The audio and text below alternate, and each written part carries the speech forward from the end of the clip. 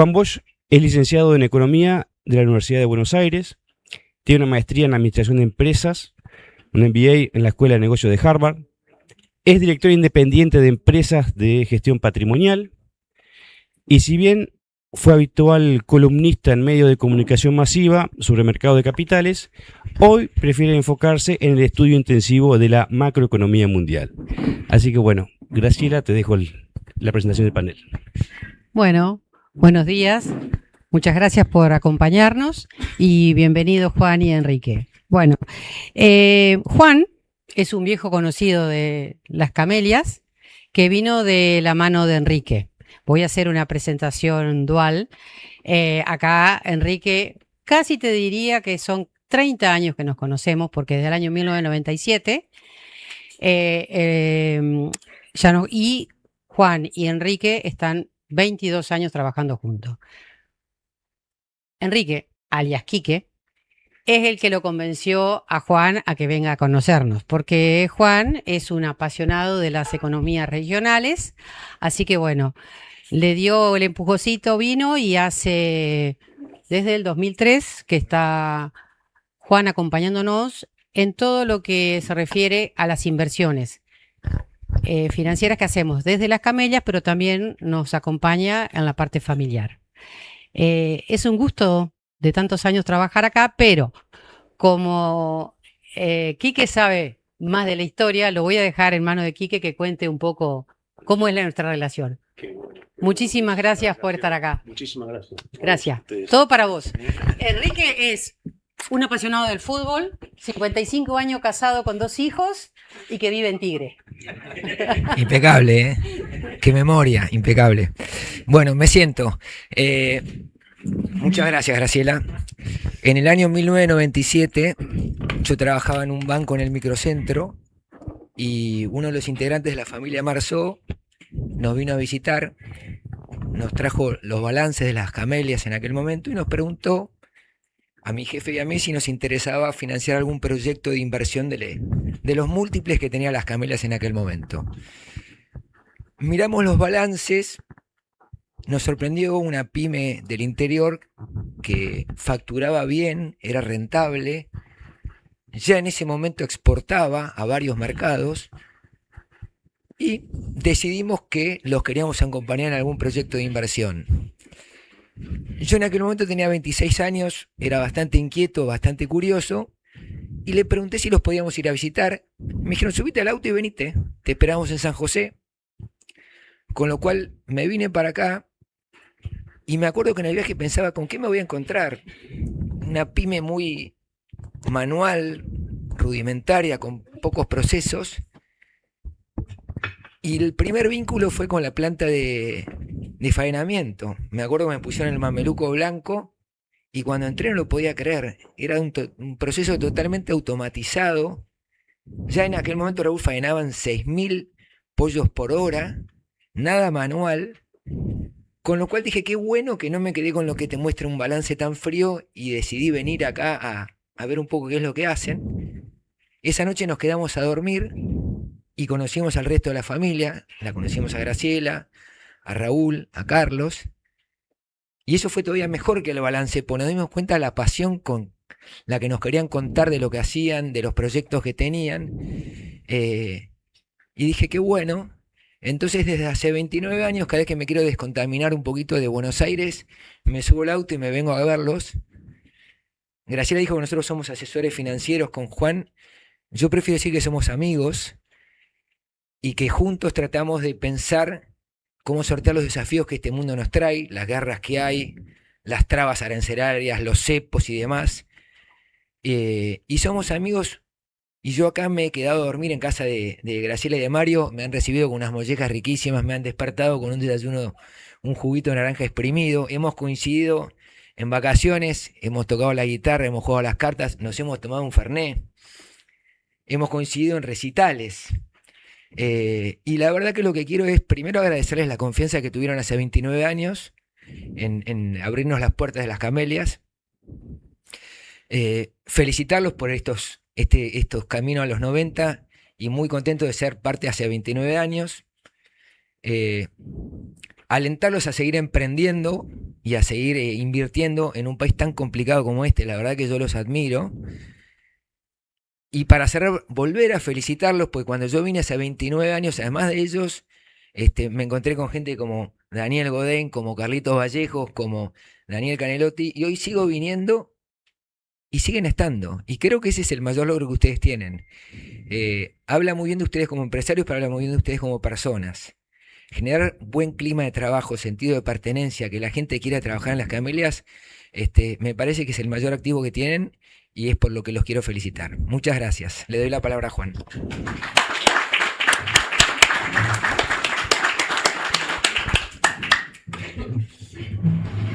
Bueno, muy buenos días a todos. Qué lindas palabras, don Quique. Estaba pensando, ¿no? 30 años, casi un tercio de los 90 años. No es poco. ¿Perdón? Bueno, ¿por dónde empezar? ¿No? Tantas cosas. Yo creo que quiero empezar por el principio, que es agradeciendo la invitación. Gracias por la introducción, Pablo, Graciela, Raúl, Fernando, toda la familia Camelias. Muchísimas gracias por hacernos participar de este acto, de estos hechos, esta secuencia de deporte, educación y cultura, como dijimos, donde nosotros participamos en el segmento de deporte. Es lindo ser parte de este recuerdo, de esta evocación a los que fundaron las Camelias, y me gustaría en ese sentido empezar por ahí, con una reseña de, por un segundo nos detengamos y nos vayamos 90 años para atrás, a 1936. Me parece que esta es la parte más importante de la presentación. Yo voy a hablar después del ahorro, de cómo protegemos los ahorros, pero esta es la parte que me gustaría compartir con ustedes, porque creo que resume la historia de las camelias, resume justamente la proyección de las camelias hacia este siglo y hacia lo que viene, hacia los próximos 90 años. Y felicitaciones por los 90 y por los próximos 90. Me quiero detener entonces en esta reseña que leí, que me pareció mejor leerla que decirla, porque creo que resume mejor lo que les quiero transmitir. La historia de las camelias comenzó de forma simple y familiar. Enrique Marceau, en realidad Bernardo Mauricio Enrique Marceau, quedó con el Enrique, un productor rural entrerriano, leyó un boletín del entonces naciente SENASA que hablaba sobre las oportunidades de la avicultura. Motivado por esa información, decidió iniciarse en el rubro junto a su esposa Lola. Así que vemos acá el germen, ¿no? La semilla de la curiosidad. Cuando uno ve la familia Marceau, si hay algo que destaca a la familia Marceau es la curiosidad, el interesarse por todo, en participar, en siempre estar mirando las cosas desde un ángulo distinto, y creo que esa semilla justamente viene desde aquel entonces. Comenzaron con solo 12 gallinas y vendían huevos en la zona. Con el paso del tiempo, sus hijos continuaron el camino y fueron los que impulsaron el crecimiento, incorporaron la cría de aves reproductoras, la producción de huevos fértiles y finalmente desarrollaron el modelo de integración vertical que abarca a todo el ciclo productivo. Me quiero detener acá con Enrique y doña Lola, María Josefina Vidal. El origen del apellido Vidal es vitalidad. El origen de la familia, del origen Marceau, es el guerrero, la valentía, la pasión, como bien decía. Qué lindo maridaje, como recién decía Fernando, qué lindo maridaje, ¿no? La vitalidad por un lado y la pasión, la valentía, el luchador, el guerrero, que pusieron esta empresa en marcha hace 90 años. Hoy estamos en el 2026 celebrando este hito. Y me gustaba detenerme en este momento porque además también me pareció muy lindo y providencial el nombre de las camelias. El nombre de las camelias, cuando uno lo piensa, yo me puse un poco a investigar también las camelias, y la verdad que se unen en las camelias en la elección de ese árbol, arbusto, planta que se puede hacer más grande, que hemos visto hoy a la mañana cuando entramos acá. Es un árbol perenne. Habla de las cualidades, ¿no?, de todo el año, no es caduco. Las camelias justamente como empresa nos ha demostrado que es una empresa de 4 estaciones, de verano, de invierno, de primavera, de otoño. Tiene esas lindísimas hojas verdes, brillosas, fuertes, pero florece en el invierno justamente. Cuando las cosas se ponen ásperas, ahí florece las camelias y podemos ver hoy las flores. Vemos esas rosas, casi son como rosas, de color blanco, de color rojizo o entremechado. Pero qué lindo que las camelias estén representadas justamente por un arbusto que finalmente nos acompaña todo el año en algo tan importante como es la naturaleza y la crianza de los pollos, y que de alguna manera refleja en estas 3 atributos lo que la camelia representa como empresa. Es perenne, no es caduco, es un árbol, es una empresa de las 4 estaciones, y cuando está gris, creo que Guillermo Oliveto después va a hablar un poco de en esta época gris, de la tecnología fría y gris, la camelia florece con sus flores, florece con su color y transmite de alguna manera la pasión y lo que es la identidad un poco de esta empresa. Así que quería retenerme en esa parte, me saqué unos minutos, tengo acá mi reloj para asegurarme que no nos pasamos de tiempo, pero quería detenerme en esto porque a veces 90 años, uno los dice así, pero 90 años en un país, como decía Quique, la pucha, admiración, inspiración, como en su momento habrá encontrado don Enrique con doña Lola cuando arrancaron esto en 1936. Así que enhorabuena y por 90 más. Quería eso como introducción. También, además de agradecerles a ustedes, agradecer a mis colegas de los paneles, también creo que oradores de primera. Aprendí muchísimo recién en la presentación con Fernando. Me quedé con 3 cosas que anoté, Fernando. Me quedé con 3 cosas que, una, por supuesto, las medidas, cómo buscan promover el ahorro. Buscan promover el ahorro productivo, que el ahorro no se escape, sino que sea volcado, digamos, a los procesos. Y justamente lo que hablaba Fernando, esa era una de las diferentes iniciativas que está viendo en cuanto a la inocencia fiscal, al RIMI, al RIFL, todo lo que es la formalización laboral, es promover el ahorro, que es de lo que en realidad hoy me toca hablar a mí. Me gustó mucho una frase de nunca más en un momento dado, una frase que dijo Fernando, nunca más volvamos a lo anterior. Las reseñas que nos mostraron casi que nos tienen que mostrar a dónde no queremos volver, porque claramente eso es lo que nos estuvo trabado. Y número 3, como bien decía Pablo, gracias por llevarnos por este laberinto a todos, porque es un laberinto y como sabemos en inversiones, es tan importante los retornos de las inversiones y del ahorro, pero también son importantes los costos y la optimización fiscal. Obviamente la parte fiscal es muy importante y ahí también, Fernando, te pasaste con tu presentación, así que agradecido por eso, porque siempre uno se lleva cosas de refrescar y cosas para aprender. Así que bueno, habiendo hecho esas antesalas, pasamos ahora a lo que es un poco la carne de lo que me toca a mí, que es hablar un poco sobre las finanzas familiares, sobre los que, si gracias a Dios tenemos la suerte, privilegio de poder ahorrar, ¿cómo proteger ese ahorro? Y siempre decimos que en la vida del ser humano lo más sagrado es el cuidado de nuestros hijos.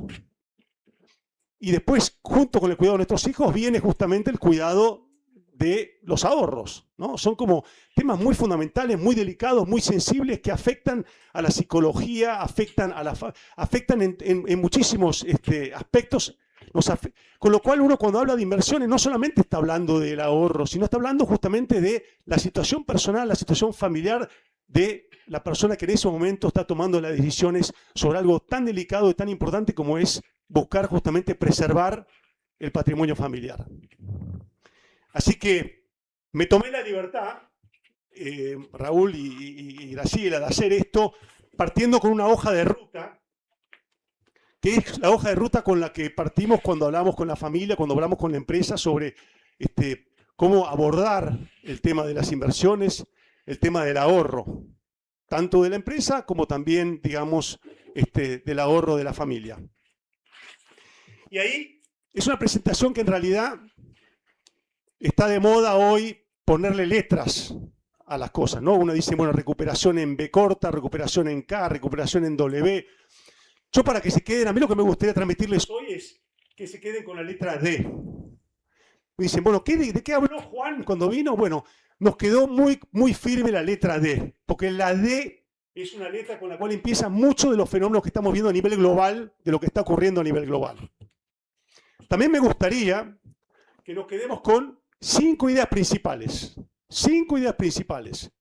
Cada una de esas 5 tiene a su vez 3. O sea, son 15 puntos que ojalá, después de que terminemos esta pequeña presentación, nos hayamos quedado con alguna de esas 15. Lo queremos hacer a través de un orden, a través de dar un orden para poder seguir y que sea algo que sea fácilmente seguible. Y empieza por un diagnóstico. Y pues, lo primero que tenemos que hacer cuando buscamos proteger los ahorros o queremos ver qué hacer con los ahorros es tener un diagnóstico de cuál es el escenario que enfrentamos para proteger nuestros ahorros. Entonces, ojalá con estas primeras 5 pueda darles el escenario del diagnóstico y, por supuesto, les puedo decir desde ya que el diagnóstico, para cada una de las aseveraciones que puedo hacer yo, existe la contraparte. Por cada cosa que diga, ustedes pueden argumentar al contrario. Así que es muy interesante y anímense a debatir, porque por cada cosa que voy a decir de estos 5 puntos, cualquiera de ustedes me puede llegar a decir, no, Juan, no coincido, y es tan válido, digamos, el opuesto a lo que yo les voy a contar hoy. Empecemos por el principio, hagámoslo bien fácil. Punto número 1. Un mundo convulsionado. Creo que hasta ahí entendemos. Número 2. Hay fuerzas inflacionarias, hay fuerzas, punto número 3, hay fuerzas deflacionarias.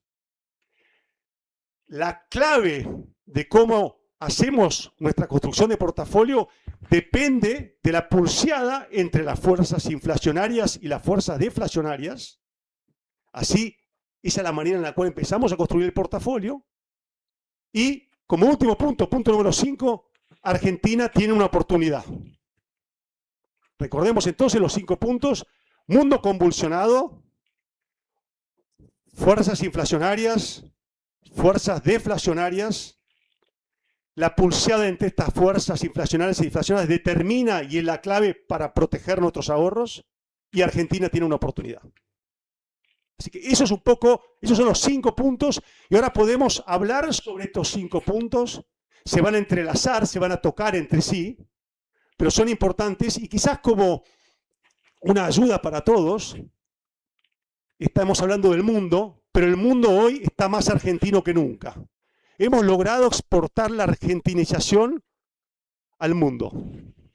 Entonces, muchas de las dinámicas globales, nosotros como argentinos tenemos la ventaja de que las hemos vivido, y las hemos vivido durante mucho tiempo. Entonces, eso nos da una ventaja en analizar y hacer este diagnóstico a nivel global. Empecemos por el mundo convulsionado, entonces. Y podemos desarrollar en función de las preguntas que haya, porque cada uno de estos temas los podemos desarrollar en 1, 3 minutos o podemos estar todo el día.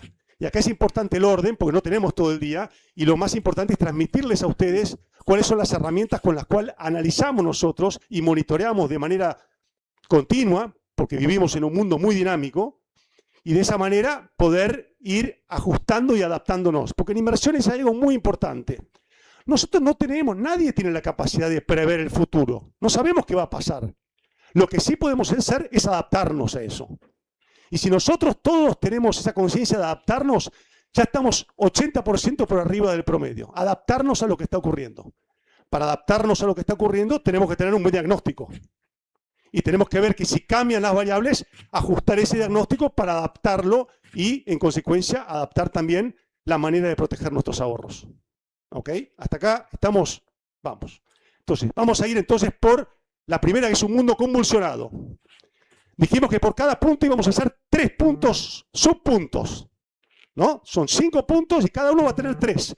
Para llegar a los 15, con lo cual debería terminar la presentación. Ojalá lo logremos. Ojalá lo logre yo en realidad. Me estoy haciendo ánimo a mí mismo para no desordenarme y no perderme el orden de que es tan importante mantener. Mundo convulsionado. Efectivamente tenemos un mundo hoy en guerra. Tenemos un mundo en guerra. Tenemos guerras calientes, tenemos guerras frías, tenemos guerras por los recursos naturales, tenemos guerras por narrativas, tenemos guerras culturales. Algunas puede ser que nos afecten, algunas son, depende de alguna Argentina. Guerra cultural puede ser que esté habiendo algo de eso. Pero el mundo hoy, tenemos las guerras calientes, como la que sabemos de Ucrania, ¿no? La de Irán, son guerras calientes. La Guerra Fría, sabemos que hay una guerra fría entre un mundo que hoy es bipolar. Se acabó la unipolaridad que se había dado desde la caída del muro de Berlín en el año 89 y donde Estados Unidos emergió como el gran ganador. Eso se acabó. Esto, pensemos, ¿no? Atrás nuestro. Bueno, si se acabó, ¿qué significa para nuestras... ¿Cómo protegemos el ahorro? Son todos fenómenos que tenemos que incorporar en la licuadora de cómo después terminamos con una asignación de activos. Pero tenemos entonces un mundo en guerra, un mundo bipolar, ¿sí? Bipolar en el sentido económico, y también a veces en las declaraciones. Vemos que a veces las declaraciones cambian de la noche a la mañana por algunos líderes de forma muy importante también. Y después tenemos también grandes desequilibrios. Hay grandes desequilibrios que tienen que ver con tensiones en la geopolítica y que ahí ya tenemos la introducción de una D que hablábamos recién, ¿no es cierto? O sea, estos desequilibrios, estos desequilibrios que son exacerbados por las polarizaciones, hacen que justamente agregan volatilidad e incertidumbre a lo que podemos proyectar hacia adelante. ¿Ok? Entonces tenemos, como dijimos, entonces, en estos primeros de que hablamos del mundo convulsionado, es un mundo en guerra, es un mundo bipolar, es un mundo desequilibrado, es un mundo fragmentado, muy fragmentado. Los liderazgos globales están rotos, no hay coordinación. Las organizaciones multilaterales están totalmente en retirada. Cuando uno se pone a pensar en los grandes temas humanos de la humanidad, la salud, rota la Organización Mundial de la Salud. Las alianzas militares, OTAN, rotas. Nos ponemos a pensar en todo lo que es el tema ambiental, en todo lo que es el cambio climático, en todos los la amenaza, digamos, del cambio climático global. Mutis por el foro. Cuesta muchísimo la coordinación entre las diferentes naciones y tiene que ver justamente con la fragmentación que hay, que contribuye justamente a temas geopolíticos o, si queremos, de aislacionismo. Es un mundo que está migrando y está en transición. ¿A dónde vamos a terminar? No está claro, pero tenemos que tomar conciencia que está cambiando. Así que vamos ahora por las fuerzas inflacionarias. Punto número 2. Vamos aquí a agarrar 3 atributos también de las fuerzas inflacionarias. Hay una dominancia, que viene otra D, dominancia fiscal en prácticamente todas las economías importantes del mundo. ¿Qué quiere decir? ¿Qué quiero decir con dominancia fiscal? Es que en general, si ponemos un promedio, el déficit fiscal global es de 5% del PBI global. O sea, es un desequilibrio, todos los estados están haciendo política fiscal expansiva. La razón por la que lo hacen empezó con el COVID. Era muy justificado el COVID. Pero luego del COVID sigue la inercia. Sigue la inercia porque se ve de alguna manera en todos los estados, ya sea por temas de defensa, ¿sí? Ya sea por temas de estímulo, por situaciones electorales. Entonces vivimos esa austeridad fiscal a la cual veníamos acostumbrados en los primeros 10, 15 años, no existe más. Hay que reconocer que parte de esa austeridad fue lo que generó alguna de las crisis. Pero hoy, como diagnóstico, tenemos que ver que hay dominancia fiscal. Déficits importantes de todos. Estamos hablando de Europa, estamos hablando de Japón, estamos hablando de China, estamos hablando de Estados Unidos. Todos con déficit fiscal. Estados Unidos, por caso, tiene el déficit fiscal más alto como porcentaje de su PBI respecto desde la posguerra. Esto significa, porque esto, como decía bien Fernando, es el dólar. ¿Qué pasa con el dólar? ¿Qué pasa con el dólar? Ahora, ¿qué pasa con la moneda de los otros países? Pues al final es una carrera de quién gasta. Entonces, la dominancia fiscal está en todo orden. La dominancia fiscal lo que hace es que también haya dominancia monetaria. Vemos que en general las tasas de política monetaria globales no son restrictivas, son bastante neutras, porque son rehenes de estas políticas fiscales. No pueden subir mucho las tasas de interés porque hay un montón de deuda que hay que pagar. Entonces, ¿cómo se van a pagar esas deudas y esos déficits si ponemos una política monetaria que sube los tipos de interés? Entonces, tenemos ahí un cóctel, por decirlo de alguna manera, de dominancia, digamos, fiscal, dominancia monetaria, y también algo que es interesante, que es la desglobalización, otra D. Yo me ayudo de las D también para buscarlas. La desglobalización. Vemos que, por ejemplo, las tarifas, la guerra de tarifas, y generan un aumento en los costos porque se traba el comercio internacional y es algo inflacionario. Entonces, la guerra de tarifas, que la mencionamos, que estaba arriba en el capítulo de arriba, la implicancia en la parte inflacionaria es que genera una fuerza inflacionaria. Así que ahí tenemos los tres que se refieren específicamente a las fuerzas inflacionarias. Ahora vamos a las fuerzas deflacionarias. Las fuerzas deflacionarias es, ¿qué es ser deflacionario? Y cuando, por ejemplo, tenemos que pagar una deuda, no podemos, si tenemos que pagar mucha deuda, no tenemos entonces espacio para poder pagar otras cosas, en general deprime eso nuestro gasto, y cuando vemos que el mundo en los últimos 35 años duplicó la tasa de endeudamiento como porcentaje del PBI global, en 1990 la deuda global era un 160% del PBI global, hoy es 320, es el doble. O sea, el PBI en los últimos 35 años subió por 6, pero la deuda se multiplicó por 10. Eso quiere decir que hay que buscar recursos para pagar esa deuda. Y obviamente, si hay que pagar esa deuda, no hay espacio para poder hacer otras cosas. Entonces es interesante porque la deuda, por sí solo, la deuda pura es una fuerza que es deflacionaria. El otro tema interesante, digamos, el segundo punto, además de la enorme deuda que hay, es que tenemos también una disrupción tecnológica enorme, ¿no? La revolución tecnológica también es muy deflacionaria. Lo que estamos viviendo con la inteligencia artificial, si bien a corto plazo impulsa inflacionariamente la demanda de commodities, la energía, sabemos que lo que teóricamente va a hacer es subir enormemente la productividad, con lo cual eso va a hacer que los precios tiendan a bajar. ¿Sí? Este es el otro elemento, digamos, que tenemos que tener en cuenta cuando vemos el tema deflacionario. Ahora, acá donde yo decía que se puede argumentar de las dos maneras, ustedes me dicen, no, la inteligencia artificial es un invento, o la inteligencia artificial va a generar una productividad que va a hacer que todos los problemas de deuda que tenemos sean resueltos por el aumento de la producción y de la actividad económica. ¿Sí? O sea, es ahí donde están las dos caras de la moneda. ¿Qué es lo que logra esta deflación, esta fuerza deflacionaria en el tiempo? También tenemos que ver en las fuerzas deflacionarias los desequilibrios que los mencionamos arriba. Recordemos que hoy otra gran fuerza deflacionaria es el superávit en cuenta corriente y el superávit comercial de China. China tiene hoy aproximadamente un 1% en su comercio exterior, tiene un 1% de superávit respecto del PBI global.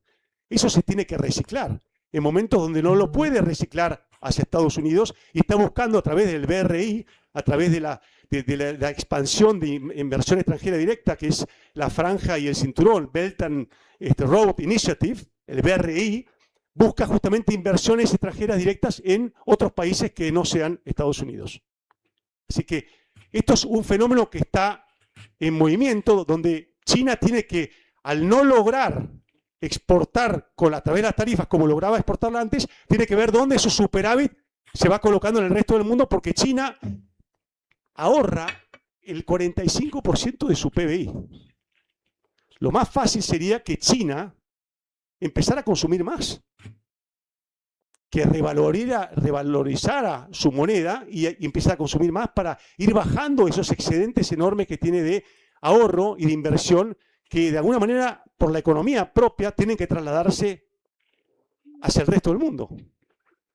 Entonces, ese es un efecto hasta cierto punto en el margen, más allá de las fuerzas inflacionarias que vimos. Vemos que en el margen China hoy, su superávit de tanto comercial como de cuenta corriente, es hoy una fuerza deflacionaria. El otro tema, quizás para terminar con el tema deflacionario, que es importante, que también empieza con D, es la demografía mundial. Sabemos que la tasa de crecimiento de la población mundial hoy se ha ido a menos de la mitad de lo que era en la década del 60. Hoy no, y la falta, digamos, de crecimiento demográfico hace que en general también baje un poco el consumo. Eso también es una fuerza que deprime un poco el consumo porque no se incorpora. Recordemos que hoy somos 8.000 millones de habitantes y el pico va a ser a mediados de la década de 2070, 75, donde vamos a tener el pico de 10.000 millones y después empezamos a bajar. La población mundial empieza a bajar. Ustedes me dirán, no, bueno, pero la inteligencia artificial vamos a tener 8.000 millones de humanoides agentes que van a reemplazar a los que no crezca la demografía. Pero yo no lo analizo como diagnóstico. Este diagnóstico tenemos que tener en claro cuáles son. Y yo invito a cualquiera de ustedes que me agregue cualquier elemento más y que ojalá podamos meterlo o en el primero, un mundo convulsionado, en el segundo, fuerzas inflacionarias, en el tercero, las fuerzas deflacionarias, y ahora vamos al cuarto, que es cómo armamos nuestro portafolio para proteger estos ahorros. Nos mareamos con la cantidad de cosas que hay. ¿Por dónde empiezo? ¿Por dónde empiezo yo a proteger mis ahorros cuando tengo estos tres primeros puntos? Cuando además sabemos que estos puntos conviven entre sí. Porque sería mucho más fácil, bueno, me voy por esta, pero no, el tema es que tengo un poco y un poco.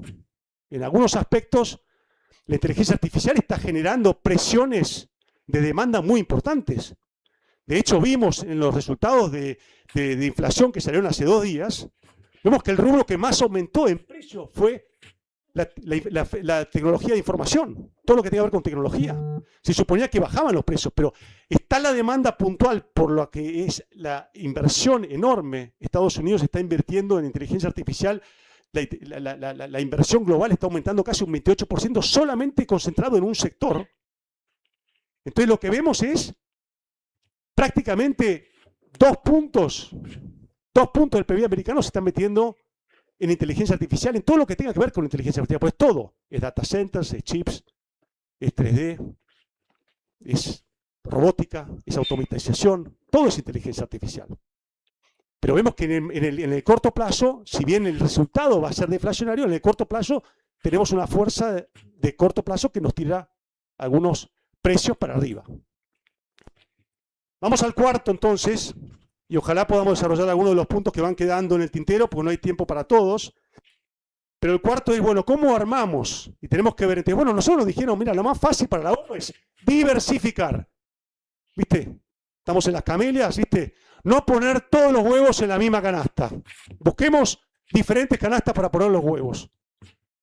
Eso, que era un fenómeno súper válido, lo que nos damos cuenta que en un mundo globalizado, es un mundo donde la diversificación no necesariamente quiere decir que estamos protegidos. Porque cuando todo sube, y cuando baja, todo baja. Pareciera que es difícil encontrar algún activo que cuando uno sube, y eso es importantísimo para los ahorros. No podemos ganar en todo el portafolio, porque si ganamos en todo el portafolio quiere decir que es muy lindo cuando sube, pero ¿qué pasa cuando baja? Y obviamente nos preocupa todo mucho más cuando baja. Y ahí entonces tenemos que tener en claro que, volvemos con las Ds, ¿no es cierto? La diversificación, tenemos que sumarle un elemento nuevo que es la descorrelación. Porque si yo tengo una cartera, un ahorro diversificado, pero resulta que todo sube, atentos porque ese es la luz roja que nos dice que cuando las cosas se den vuelta también va a bajar todo. Y después hay un tercer fenómeno producto de la inteligencia artificial que es la desintermediación. Y esto es buenísimo para el ahorrista. Así como nos dijeron que con el desarrollo del teléfono móvil nos pusieron a todos un banco en el bolsillo, ya nadie más va al banco. Hoy hacemos todo, tenemos el banco en nuestro bolsillo. Entonces, la analogía para la industria, digamos, financiera, es que así como en su momento el teléfono nos puso un banco en el bolsillo, ¿sí? Ahora nos pusieron un asesor de inversiones en el bolsillo. a través de la inteligencia artificial.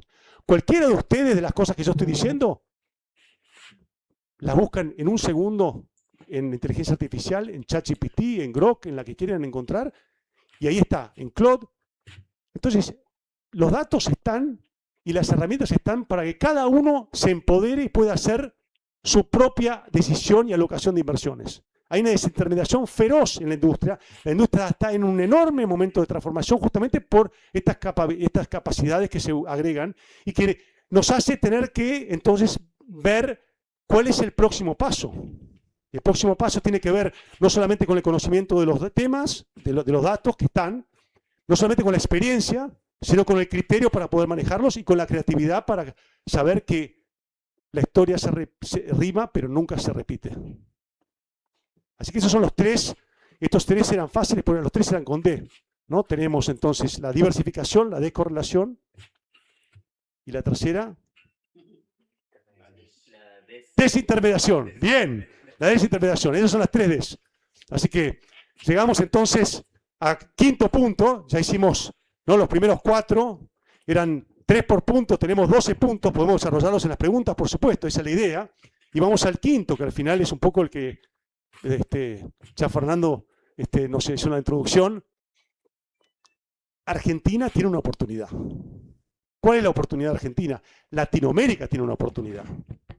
Porque está en el lugar correcto, en el momento correcto, y tiene los recursos que hay que tener.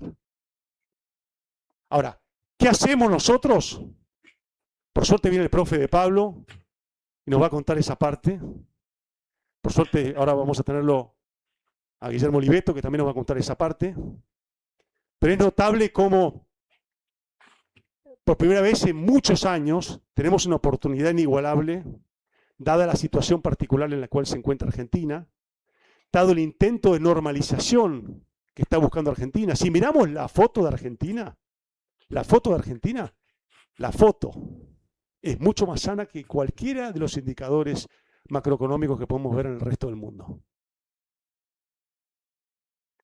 En Argentina no tiene deuda. Cuando miramos como porcentaje del patrimonio total, recomiendo un artículo de Arreazu que salió en Clarín hace 2 semanas, donde habla justamente de la enorme riqueza patrimonial y de la poca deuda que tienen los argentinos.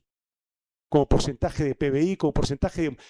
Argentina está recién arrancando. Obviamente la historia nos condena y tenemos la oportunidad de aprovechar como nunca antes estas vicisitudes, este contexto, este diagnóstico global que les acabo de decir.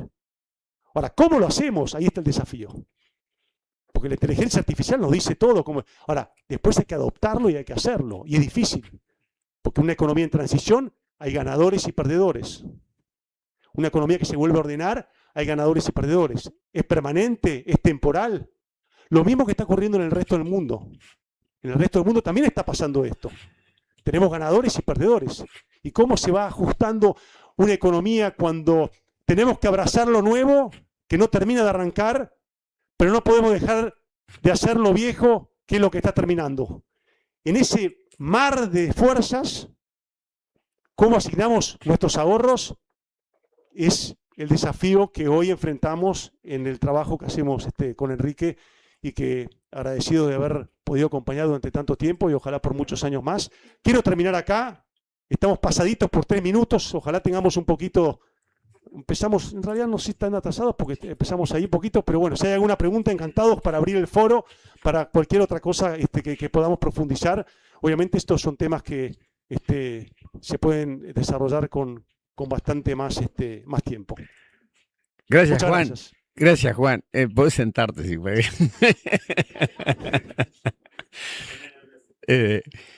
Me quedé enganchado.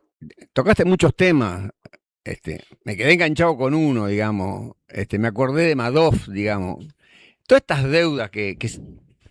deudas que se van generando de todos los estados, digamos, en algún momento van a empezar a explotar, digamos. Esto que hoy hablaste del 6 al 12% de la deuda sobre el PBI mundial, en algún momento van a empezar a explotar. La pregunta es, ¿por dónde vos ves cuáles son los más jodidos en todo esto, como para uno ubicarse y decir, che, mirá, acá tenés que tener cuidado, si vas a salir, vas a mandar acá, vas a mandar allá, o vas a poner tus ahorros en alguno de esos lugares, a tu criterio, digamos, de lo que estás viendo. A mí me encanta, a mí me gusta, nos gusta, es casi por formación. Nosotros venimos más desde el gestión patrimonial, más que no de la banca privada, sino desde la gestión patrimonial. Lo que yo digo es, la realidad es que no sabemos. A la pregunta que nos dice Raúl, no sabemos por dónde sale el tiro. Porque sabemos que si la inteligencia artificial es un éxito, las deudas no son un problema, se licúan. Si nosotros empezamos a crecer al 5, 6, 7%, hoy no crecemos más del 2%, a nivel global estoy hablando siempre a nivel global. Las deudas empiezan a crecer a un ritmo más alto de lo que crece el PBI. En Argentina sabemos de esto. Cuando nuestra deuda empieza a generar intereses por encima del crecimiento, hay un problema. En el mundo ocurre lo mismo. Eso es lo que hablamos de dominancia monetaria. No se pueden subir mucho las tasas de interés, porque si suben mucho las tasas de interés, pasa lo que dice Raúl. Entonces, por la duda, hay una neutralidad en la política monetaria para cuidar y, mientras tanto, trabajar en un aumento de productividad que acelere la actividad económica y licúe en el tiempo el enorme desequilibrio global que hay. Acá es el vaso medio lleno o medio vacío. Esto es sentido común. O sea, y depende cómo uno se despierta en la mañana y qué medio lee o qué lado de la guerra narrativa, porque la narrativa también domina la temática de las inversiones. Entonces, uno puede decir, para hacerlo fácil, digo, bueno, vamos a suponer que es en un 50%. No, es como cuando uno va a la heladería y dice, bueno, a los chicos les tengo que comprar helado. Compro dulce de leche y chocolate. Es fácil. Más o menos ahí, más o menos cubro lo que le puede gustar. Y acá es un poco lo mismo. Bueno, supongamos, no vamos a ser muy ambiciosos. Supongamos que el 50% de que esto es así. De que puede lograr realmente una revolución tecnológica, puede hacer que los desequilibrios mundiales se curen y se subsanen. Perfecto, perfecto. Esa es la probabilidad. Bueno, miraremos entonces de alocar nuestras inversiones de acuerdo a esa premisa de trabajo. Ahora, de repente alguien dice, no, esto muy lindo la inteligencia artificial, pero la adopción de la inteligencia artificial va a ser mucho más lenta de lo que pensamos. Entonces, en el medio, como sabemos, el día a día, que justamente es tan importante, ¿no? En el caso de Argentina, ni hablar, con lo que estamos hablando de en qué momento llega, digamos, el derrame, y está haciendo de todo el gobierno para intentar buscar esa remonetización de la economía, y me estoy yendo un poco por las ramas en la respuesta, pero lo que estoy intentando acá es, no tenemos por qué saber cuál va a ser exactamente el resultado. Lo que podemos hacer con nuestras inversiones es adaptarnos a qué porcentaje de éxito le damos a ese escenario, de que realmente ocurra y se pueda entonces con un crecimiento del 5, 6, 7% por aumento de productividad, las deudas pasan entonces a no ser un tema porque van a crecer menos que lo que crecieron hasta ahora y el PBI va a ser el que va a crecer más. Pues recordemos que acá es una cosa importante que es importante decirla. El nuevo presidente de la Reserva Federal Americana le está pidiendo a profesionales independientes 5 trabajos para rever toda la política monetaria de Estados Unidos. Una es el uso de la hoja de balance de la Reserva Federal, cómo se ha utilizado, porque recordemos que ahí no hemos hablado todavía de lo que es la desigualdad. Esa es una D que nos faltó en algunos de los capítulos. La desigualdad económica del mundo es enorme hoy, entre los que tienen y los que no tienen. ¿Cómo puede ser que la humanidad no podamos resolver este tema de desigualdad de manera pragmática, económica, con sentido común y sin apelar a ideologías que son totalmente que nos enfrenten a todos? Cuando todos reconocemos que hay un problema de desigualdad en el mundo. ¿Cómo lo resolvemos? ¿La inteligencia artificial nos va a ayudar a hacer eso?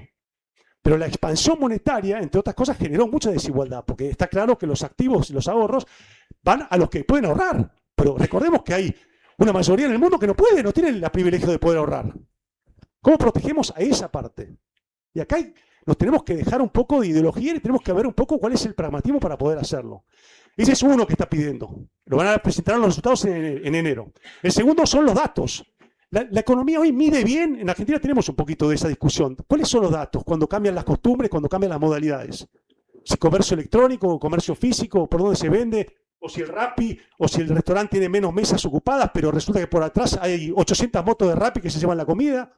O sea, cambian las modalidades, y esos patrones están siendo, entonces, los datos de la economía, de cómo se revela, cómo se puede analizar integralmente los datos de la economía, es otro tema importantísimo. La comunicación es otro.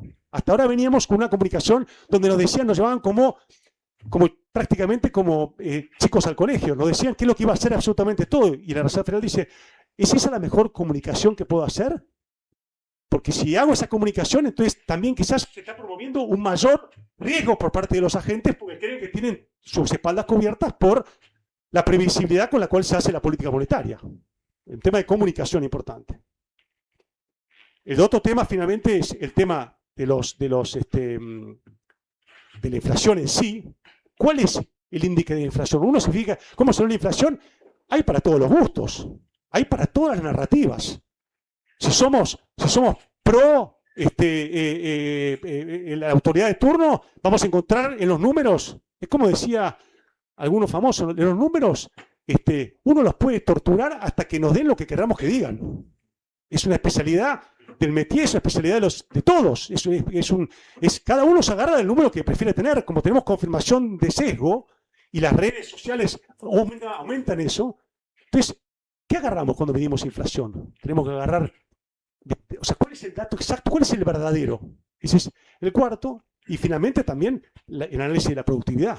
¿Qué va a pasar con esta productividad y qué significa para el mundo? Estas son las 5 fuerzas, lo que llaman task forces, que ha encargado el nuevo presidente de la Reserva Federal y que van a estar, en principio, en enero, le van a dar tiempo para empezar a cambiar la manera en la cual se vino conduciendo, pues también la Reserva Federal, como nosotros con los ahorros, también las autoridades mundiales tienen que ir adaptándose a este mundo nuevo que cambió, que está cambiando, en un mundo de transición, donde los acuerdos monetarios, se están rompiendo. La desglobalización está haciendo que cada uno, como decían por ahí, hoy el mundo no está tanto en horizontal, está más en verticales. Tenemos el bloque de las Américas, tenemos el bloque europeo, que yo diría que el bloque asiático, y Europa que está un poco en el jamón del sándwich. Europa está siendo apretado un poco por los dos lados, ¿no? Desde el punto de vista de Estados Unidos, no me voy a ocupar más de tu defensa. Y desde el lado de los chinos, la industria manufacturera de autos en Alemania está, pero de capa caída, por decirlo en buenos términos. ¿Qué está haciendo Alemania? Y bueno, hagamos defensa. Entonces tenemos a Volkswagen empezando a meterse en defensa. Empezando a meterse en defensa, que es un gasto fiscal expansivo que dijimos antes que lo que estaba pasando con los déficits fiscales. Todo tiene que ver con todo. Entonces, está siendo apretado, y después tiene sus enormes temas que ya sabemos, inmigratorios, demográficos, que también es cómo los va lidiando. Pero bueno, enhorabuena y bienvenido que la Reserva Federal esté analizando esto de esta manera y decir, che, tenemos que mirar esto de una manera distinta. Incorporemos esto al análisis, ya que hemos cambiado la presidencia y hay una persona nueva, Kevin Walsh, que reemplazó a Powell, analicemos esto. Entonces, es un mundo en transición. Y en el mundo en transición, lo que tenemos que hacer es, hay temáticas que uno puede sacar. Entonces uno dice, bueno, dependiendo del apetito de riesgo de cada uno, Argentina tiene una oportunidad. Ah, bueno, es una temática para las inversiones. Tiene una oportunidad. Alguno puede decir, no, Argentina va a ser siempre lo mismo que yo. Entonces, pero hay una temática ahí, hay una temática válida. Ya sea por recursos naturales, por normalización macroeconómica, por derrame. La temática, pero Argentina, hay un lugar para la Argentina. Ni hablar cuando además hay promoción al ahorro y promoción y desde el lado fiscal se está trabajando justamente para atraer esos capitales de una manera sustentable. El tema de la deflación y de todo lo que es la productividad de inteligencia artificial, hay una temática en el portafolio ahí. Uno puede ser más arriesgado o menos arriesgado, pero dice, no podemos quedarnos afuera de lo que está pasando ahí. Hay que ver durante cuánto tiempo, analizar bien las variables. Podemos hablar todo el día, pero nosotros tampoco quiero aburrirlos, pero hay una temática ahí. Si sale bien, hay una temática. Bueno, ¿cuánto le ponemos? ¿Cuánto le ponemos al portafolio? Tenemos que ser conscientes que cuando le ponemos un peso, tenemos que ser conscientes también del riesgo que también tiene, porque después cuando tenemos que ser lo que se dice, el tamaño de la porción del portafolio. Cada uno va a ser diferente, cada familia, cada situación, dinámica, edad, eso.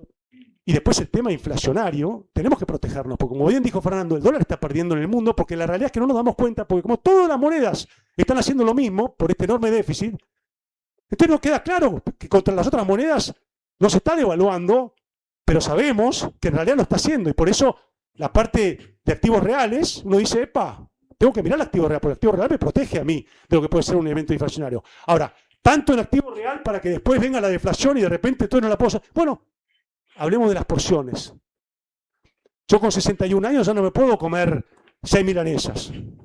Gracias a Dios las puedo comer, pero no, ya. Entonces, tenemos que empezar a medir y cada uno tiene ahí su perfil y su apetito y hay que ir ajustándolo y no solamente en función de las oportunidades, sino en función de las necesidades y los objetivos que tiene las finanzas patrimoniales. Porque si tienen los chicos que tienen que ir a la universidad o preocupados como están hoy los padres, ¿qué van a hacer mis hijos? Porque nosotros teníamos, estaba más claro, hoy está mucho más abierto. Entonces, hay un montón de situaciones que también hacen que, ¿cuál es el flujo necesario? ¿Cuál es el horizonte que tengo? Las empresas, capital privado, no capital privado, qué porción de capital privado cuando sé que no voy a contar con esa liquidez. Y cortamos acá, pues Pablo me va a echar acá porque me estoy pasando. Gracias. Una pregunta un poco con esto de la inteligencia artificial, porque todos hablan del aumento de la productividad, pero yo digo, digamos, ¿quién va a consumir esa productividad? Porque no estamos hablando del aumento de las fuentes laborales. En realidad esa inteligencia artificial viene y la robótica a sacar fuentes de trabajo. Vamos a tener más producción, más productividad, pero ¿quién la va a consumir? Y después, ¿cómo va a afectar esto al mercado y todo esto que estamos analizando? Y después el otro tema que yo digo, esta expansión de China, que vos hiciste el ejemplo, es decir, la industria automotriz alemana está destruida por China, pero China no solamente va por la industria automotriz, sino que va en todas las industrias y en todos los caminos y en todas las inversiones que hace a nivel mundial, y lo vemos acá en Argentina, cuando trae una inversión, no es que viene y pone plata y laburamos los argentinos, viene, pone plata y laburan los chinos en todo sentido. Entonces, ¿qué va a generar el recurso en el mundo? ¿O de qué vamos a vivir el resto del mundo? Y también vos lo nombraste, la desigualdad del mundo. Yo creo que vamos a un mundo mucho más desigual y a un mundo con oportunidades para cada menos persona, porque China lo está destruyendo, a las economías mundiales las está destruyendo, y después la IA nos va a dejar sin laburo. Y el otro día escuchaba a Bill Gates, decía en un artículo que habría que empezar a cobrarle impuestos a cada robot que se va incorporando, primero para que no sea tan expansiva la robotización, y segundo, para que ese impuesto que cobra sea una renta para los estados, porque los estados se van a quedar sin renta, porque nosotros, cada uno que labura, aporta al estado, y con esa renta poder ayudar a los que se van quedando sin trabajo. Bueno, es medio pregunta y reflexión, pero bueno, te lo tiro para resolverlo. Y es totalmente válido, es totalmente válido. Y digamos, y como dijimos al principio, por cada de las premisas que nosotros dimos un diagnóstico, podemos hacer el contracaso. Es un tema al final de actitud frente a lo que está pasando. Yo trato de juntarme con las dos bibliotecas, para tratar de encontrar una síntesis de las dos bibliotecas. Lo otro día me contaban, nosotros tenemos un lavarropa y lo dijimos anoche el ejemplo, un lavarropa y un lavaplato. Eso es un robot hasta cierto punto. Está haciendo tareas que nos permiten a nosotros hacer otras tareas. Nadie lo ve como una amenaza al lavaplato. Acá es una extensión del lavaplato y el lavarropa en otras actividades, y lo que bien correctamente apuntas es ¿qué vamos a hacer nosotros? Porque mientras está el lavarropa, yo puedo leer un libro, o puedo llevar a los chicos a clase de piano, o puedo jugar con los niños. Entonces, nosotros como raza humana, vamos a buscar problemas para resolver. La creatividad humana en ir buscando y potenciando esa productividad para que en el tiempo nos empecemos a dedicar a cosas que reemplacen hasta cierto punto la eficiencia con la cual viene la inteligencia, con lo cual, entre otras cosas, promete resolver el ingreso universal, porque en general la inteligencia artificial lo que hace es que tiendan los costos a bajar. Es una fuerza deflacionaria, todo se va a hacer mucho más eficiente porque hay una presión, digamos, de que las cosas con el tiempo van al ser más productivas y tener más resultado por el mismo recurso, eso va a hacer que hasta cierto punto nuestro tiempo empieza a ser más valioso para ser dedicado a otras cosas que hoy, y no nos vamos a tener que ocupar. Hay ejemplos, anoche dimos un ejemplo. La inteligencia artificial promete dar un resultado, por ejemplo, a hacer una casa 3D, por ejemplo, con paneles solares que se autofinancia con la venta de paneles solares a la grilla eléctrica. Son como cosas que me cuesta igual que a ti, porque yo soy economista, pero reconozco que cuando vi la Guerra de las Galaxias, me levanté del cine, no me divirtió la Guerra de las Galaxias. Y tú lo que ves en los que tirás inteligencia artificial, todo el mundo te habla de cosas de ciencia ficción que uno tiene que ir incorporando. Y tú dijiste algo muy importante, la adopción. ¿Cuál va a ser la adopción? No creo que la adopción sea tan rápida como la que nos ofrecen, porque hay resistencias, hay situaciones que van a hacer que esto en el tiempo no vea tan rápido. Entonces se va a tener que ir ajustando, pero la realidad es que genera una riqueza que puede ser, si se resuelve el problema de la distribución, por la buena, porque también me puedo parar acá y decir, no, esto de la desigualdad, esto va a terminar mal. Cuando las cosas se tiran mucho, sabemos cómo terminan las cosas, esto está muy estirado, eventualmente nos vamos todos es el dilema de prisionero, la razonamos por la positiva o por la negativa. Si todos somos conscientes y todos ponemos nuestro granito, ahora sí, estoy de acuerdo contigo, si seguimos en esta cosa de tironearnos para todos lados, vamos a volcar todos, porque en el avión estamos todos en el mismo avión. Y la desigualdad termina afectando, porque termina afectando a través de temas migratorios, a través de guerras culturales, a través de resentimiento, o sea, como humanidad tenemos que poder verlo. Ahora, ¿está armado el mundo hoy para verlo? Lamentablemente vemos que va para el otro lado. No está mirando eso. Cada uno está protegiéndose, aislándose. Y ahí es donde, ¿viste? Uno dice, bueno, la función es, ¿cómo protejo el ahorro? Entonces, ¿dónde? ¿Cuándo? Argentina tiene una situación muy distinta también. El mundo no es lo que era en los últimos 40 años, donde era fácil decir, bueno, no me gusta Argentina. Hoy el mundo también, el valor relativo del mundo hoy, o sea, no es cuando uno dice uno ahorra en dólares, y el dólar no es lo que era. Por supuesto que hay que manejar la volatilidad, hay que manejar las tolerancias, hay que manejarlas, y adaptándonos, porque no vamos a tener la solución. Lo que yo digo es, esto que estamos hablando ya en una cartera de inversión, la podemos plasmar, la podemos hacer un template y podemos decir, bueno, en función de y la visión suya es tan válida como la nuestra, o sea, cualquiera, porque es válido. A mí lo que me gusta es que por lo menos hablemos de los temas cuando nos sentamos con los inversores para que podamos justamente debatir y ver cómo optimizar la necesidad de cada uno y tener en cuenta estos temas. Hay un tema de desigualdad grande. Esto no termina bien. Mayores impuestos. ¿Habrá control de capitales en el mundo? ¿Cómo se defiende cada economía?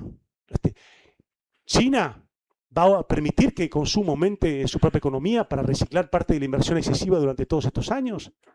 ¿Cuáles son las agendas? ¿Cuáles son los intereses? ¿Cuáles son las grandes narrativas? ¿Cuáles dominan? Hoy el 70% del volumen prácticamente diario de los mercados los hacen los algoritmos. Es increíble. La gente dice, bueno, están en agosto, obviamente de vacaciones en el hemisferio norte. Y pero los algoritmos no van de vacaciones, siguen trabajando.